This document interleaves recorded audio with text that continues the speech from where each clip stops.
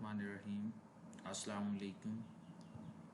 मैं उम्मीद करता हूँ कि अल्लाह ताला के फजल व करम से आप सब लोग खैरियत से होंगे। आज का जो हमारा टॉपिक है वो मेमोरी एलोकेशन। लास्ट लेक्चर में हमने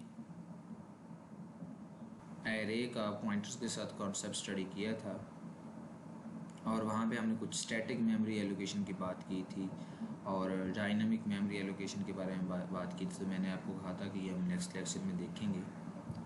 और आज प्रोग्रामिंग के इस कोर्स में हम मेमोरी एलोकेशन के बारे में स्टडी करेंगे। जब भी हम प्रोग्रामिंग की बात करते हैं, कंप्यूटर में प्रोग्राम लिखते हैं, तो वहाँ पे वेरिएबल्स को स्टोर करवाने के लिए हमें मेमोरी की ज़रूरत पड़ती है। तो हम मेमोरी की एलोकेशन 2 मेथड से करवा सकते हैं। हमारे पास बेसिकली 2 मेथड्स होते हैं मेमोरी एलोकेशन के लिए। पहला हमारे पास जो मेथड है वो है static memory allocation. Static memory allocation में होता क्या है, जब भी हम किसी भी वेरिएबल को मेमोरी एलोकेट करवा रहे होते हैं, इस मेथड के अंदर हम मेमोरी की एलोकेशन जो करवाते हैं वो फिक्स्ड होती है। उस मेमोरी का जो साइज़ होता है वो फिक्स्ड होता है। फॉर एग्जांपल हमने एक इंटीजर टाइप का वेरिएबल डिक्लेयर करवाया इंट ए। अब उसका जो साइज़ है वो फिक्स्ड हो चुका है। एरे इंट आपका 4 बाइट का होता है तो वो साइज़ फिक्स्ड है। इससे थोड़ा सा आगे हैं तो एरे की बात करें तो हम एक एरे डिक्लेयर करवाते हैं और उसकी लेंथ हम रख लेते हैं 10। अब होगा क्या, हम उसमें 9 एलिमेंट स्टोर करवाएं, 4 करवाएं, 3 करवाएं, 6 करवाएं, जितने मर्जी करवाएं, 10 कंप्लीट करवा लें। अगर तो 10 करवाते तो हमारी पूरी मेमोरी यूज़ हो जाएगी जितनी हमने एलोकेट करवाई थी। अगर इससे कम करवाएंगे तो जो बाकी रिमेनिंग है वो हमारी वेस्ट हो जाएगी। तो मेमोरी की कंजम्पशन होगी, मेमोरी लॉस होगी, वेस्टेज होगा स्टोरेज का। अब स्टैटिक में होता है जितनी हमने एलोकेट कर मेमोरी रिजर्व हो गई है, अगर आगे हम सारी यूज़ कर लें या हाफ कर लें, हाफ की तो बाकी मेमोरी की वेस्टेज होगी। इससे बचने के लिए डायनामिक मेमोरी एलोकेशन को यूज़ किया जाता है। इसमें क्या होता है, हम जितनी हमें ज़रूरत होती है उतनी ही मेमोरी एलोकेट होती है हीप के ऊपर, रन टाइम के ऊपर होती है, एग्जीक्यूशन टाइम के ऊपर होती है, और जाते हुए हम उस मेमोरी को डिलीट भी कर सकते हैं। ये डायनामिक मेमोरी एलोकेशन का कॉन्सेप्ट है। आगे हम एग्जांपल में देखते हैं कि हमारे पास ये क्या है। अब बेसिकली थोड़ा सा इनका जो डिफ्रेंशिएट है वो मैंने आपको बता दिया। उसमें फिक्स्ड होता है साइज, इसमें फिक्स्ड नहीं होता डायनामिक में।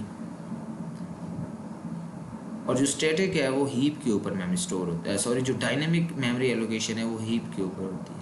और उसके बाद इस डायनेमिक जो मेमोरी एलोकेशन है उसके लिए किसी नाम की ज़रूरत नहीं होती, जस्ट रेफर्ड किया जाता है वो एड्रेस। स्टैटिक मेमोरी में डिक्लेरेशन की ज़रूरत होती है। जैसे हम इंटीजर लिखते हैं, कुछ भी लिखते हैं, हमें डिक्लेरेशन की ज़रूरत होती है मेमोरी की। लेकिन जब डायनेमिक मेमोरी की बात करते हैं तो यहाँ पे आप देख रहे हैं the new operator is use to dynamically allocate memory. New operator use होता है, न्यू का एक कीवर्ड यूज़ होता है जिससे हम मेमोरी की एलोकेशन करवाते हैं। एग्जांपल में आगे हम देखते हैं रन टाइम के ऊपर हम pointing to memory allocated at run time. सबसे पहले हमने एक इंटीजर टाइप का पॉइंटर डिक्लेयर किया। जब जैसे ही हमने इसको डिक्लेयर किया मेमोरी के अंदर, यहाँ पे आप देख सकते हैं नाम इसका क्या है, PTR यहाँ पे आप देख सकते हैं, और टाइप कौन सी है, इंटीजर पॉइंटर है। ये यहाँ पे शो कर रहा है, ये डेटा टाइप इंटीजर है, और ये सिंबल हमें यहाँ पे ये शो कर रहा है कि ये एक पॉइंटर टाइप है। ठीक है, ये इस वक्त इसका एड्रेस है 0x22FF68। अभी हमने जस्ट इसकी डिक्लेरेशन करवाई। अभी हमने डायनामिक के लिए मेमोरी एलोकेशन का कोई काम नहीं करवाया, नॉर्मल जैसे हम स्टैटिकली मेमोरी एलोकेट करवाते हैं।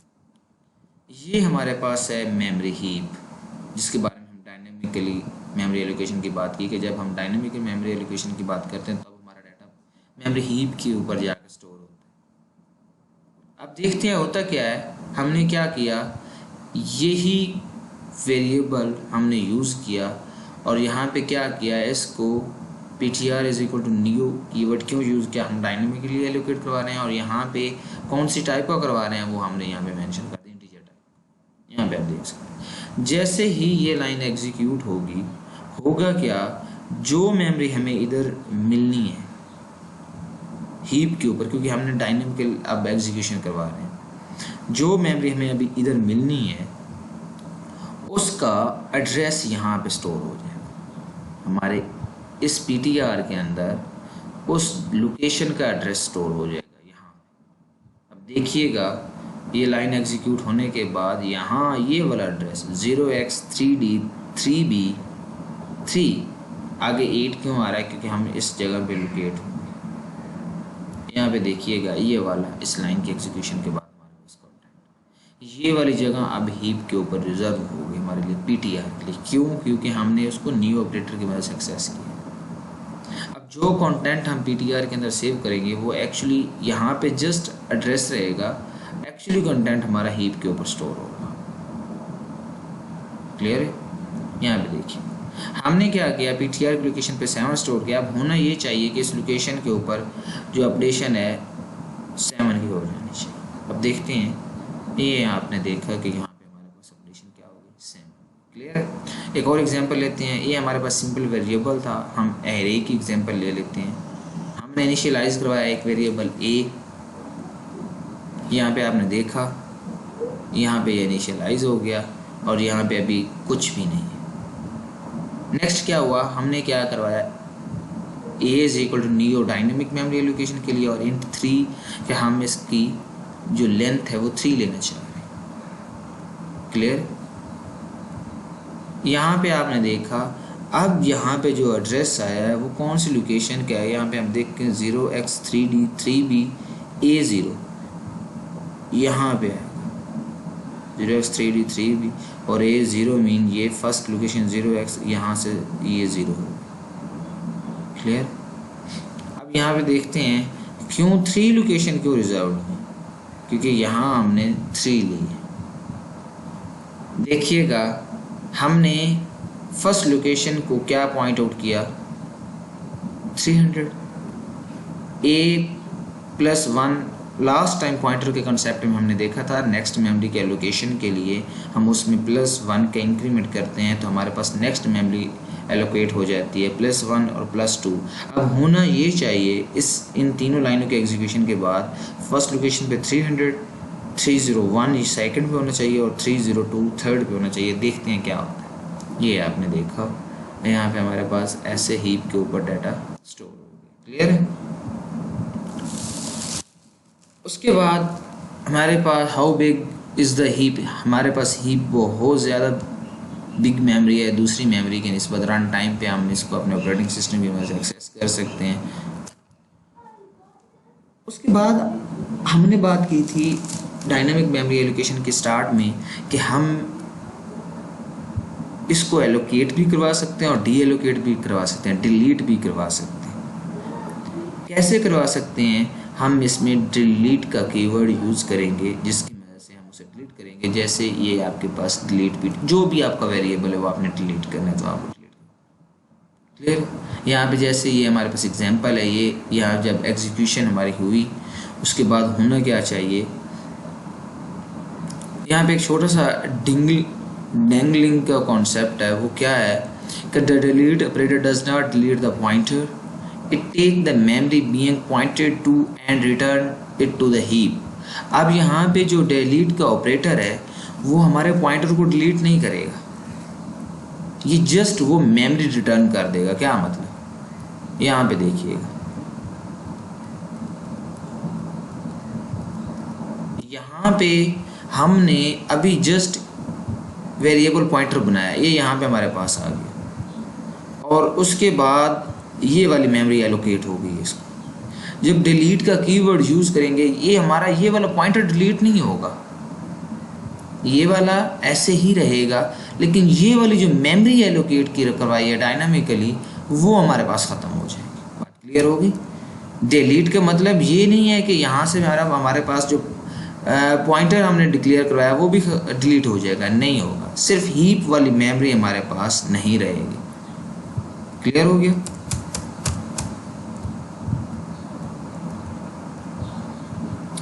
It does not even change the content of pointer. Pointer के अंदर जो कंटेंट पड़ा है वो वैसे का वैसे पड़ा रहेगा। वो एड्रेस लोकेशन होगी, जो कुछ भी होगा जैसे हमने कहा वो वैसे ही पड़ा रहेगा, लेकिन मेमोरी हमारे जो वैल्यू होगी वो नहीं रहेगी। Since the memory being pointed two is not longer available.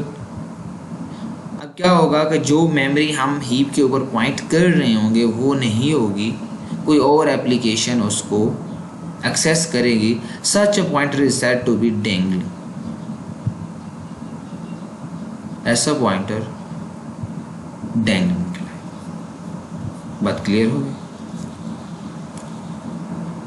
अब बेहतर है कि हम पहले ptr is equal to null कर दें, या फिर हम क्या करें, ptr डिलीट करने के बाद उसको नल कर दें। क्लियर हो गया? एरे के लिए भी ऐसा ही कॉन्सेप्ट है, ये हम एग्जांपल करके देखते हैं। Memory leaks.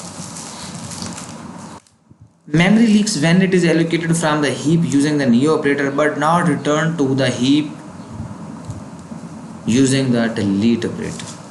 मेमोरी तब लीक हो जाती है, उसका ये कॉन्सेप्ट है मेमोरी लीक का। यहाँ हम नेक्स्ट एक एग्जांपल में देखते हैं, आपको अच्छी तरह क्लियर हो जाएगा। यहाँ पे आप देखें, आपने एक अदर ऑपरेटर के नाम से वेरिएबल डिक्लेयर करवाया। यहाँ पे एरे हमारे पास अदर ऑपरेटर इंटीजर टाइप का एक पॉइंटर वेरिएबल डिक्लेयर हो गया। यहाँ पे हीप ये हमारे पास नीचे आ गया, हमने नियो का कीवर्ड लगाया। यहाँ पे हमारे पास 0, ये हमारे पास एड्रेस लोकेशन आ गई, वो जहाँ पे पहले हमारे पास क्या है 7 था। क्लियर है? अब आपने क्या किया, वहाँ पे क्या स्टोर करवा दिया 4। यहाँ पे क्या होगा, स्टोर 4 हो गया, क्योंकि हमने उसको डिलीट पहले कर लिया था। अब हम क्या करते हैं, हम अगेन उसको डायनामिकली एलोकेट करवा रहे हैं। हालांकि हमने पहले वहाँ पे 4 स्टोर करवा लिए, लेकिन अगेन हम वही काम जब करेंगे तो यहाँ पे देखिएगा अब क्या होगा, मेमोरी लीक का कॉन्सेप्ट आ जाएगा। दिस मेमोरी लीक, क्योंकि अगेन ये इसी को पॉइंट करेगा, लेकिन यहाँ पे तो हमने पहले ही डाटा स्टोर कर लिया। बात क्लियर होगी? ये था आपका डायनेमिक मेमोरी एलोकेशन का कॉन्सेप्ट। हम इसको with the help of array example देखेंगे कि जब हमें साइज़ मालूम नहीं होता तो तब हम डाटा कैसे स्टोर करवाते हैं। अब यहाँ पे अगर हम एरे को यूज़ करते, छोटी एग्जांपल से हम एक रन टाइम पे एक एग्जांपल करते हैं, उसमें मैं आपको दिखाता हूँ डेव के ऊपर कि अगर एरे का कॉन्सेप्ट हम यूज़ करते हैं, उसमें हमें पता ही नहीं है कि हमने कितने एलिमेंट्स स्टोर करवाने हैं, तो हीप के ऊपर वो हमारे पास एग्जैक्टली वही एलिमेंट स्टोर करवाएगा। क्लियर है? ये है आप लोगों की फर्स्ट असाइनमेंट। आपके असाइनमेंट के क्वेश्चन भी यहाँ पे हैं और सबमिशन की लास्ट डेट भी है। इसके बाद आपकी असाइनमेंट सबमिट नहीं होगी, और ये आपके पास रेफरेंस है।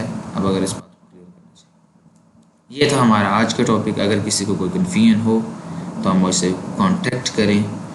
आप जितना ज़्यादा मुझसे कांटेक्ट, जो स्टूडेंट जितना ज़्यादा मुझसे कांटेक्ट में रहेगा, मुझे पता चलता रहेगा कि वो इतना ज़्यादा एक्टिव है और उसको इस चीज़ का बेनिफिट मिलेगा।